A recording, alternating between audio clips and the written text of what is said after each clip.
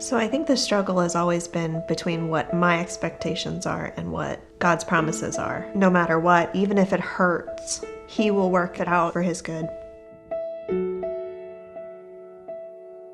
Hans, when we got married, I walked into this relationship with him having 2 kids already, and instantly becoming a mom was a curveball. All of a sudden, had to learn school schedules and lunchbox ideas and the everyday life of what a mom goes through. It was just wonderful to have these 2 awesome stepkids who love me more than I ever deserve. So Hans and I were married for 2 years, and all of a sudden he just asks me, "So how many do you want?" And I was like, "How many what?" And he said, "Kids." So we decided to go ahead and take that step in faith for having some of our own. I just expected it to happen pretty quickly. Every time a cycle would come and go and I wouldn't be pregnant, it would be heartbreaking. Why can't I just have it the way that I want it? A lot of questioning God of what His plan is and why it's different than what I wanted. So there was a point about a year into us trying that I would say I just gave up. That I was like, all right, God, I'm tired of trying. I just let go, and whatever it is that you want our lives to be like, if you want us to have a child, then we give it to you. A few weeks after that is when I found out that I was pregnant.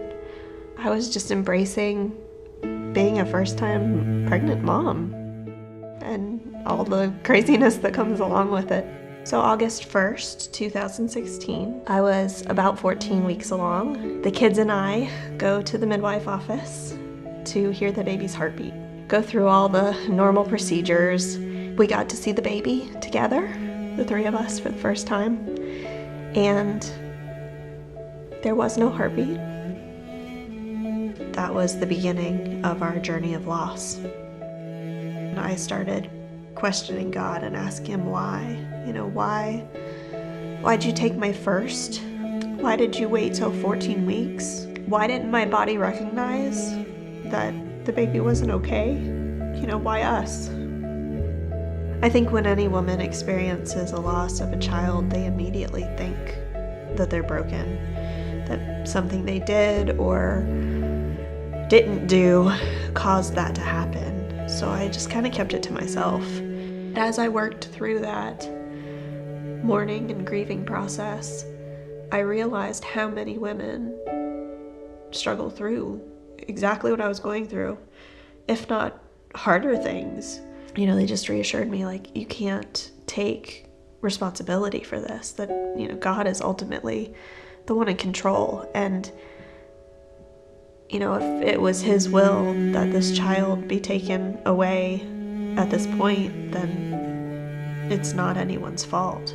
The situation could have pulled me away from God, but instead it just encouraged me to trust Him, and that even in these extremely heartbreaking situations, that He's still ultimately in control. Hans and I felt that it was important to name our baby Rain Oakley Lonander.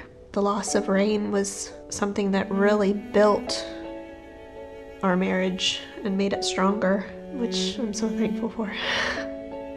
A year after we lost Rain, I found out that I was pregnant again. I was almost in shock.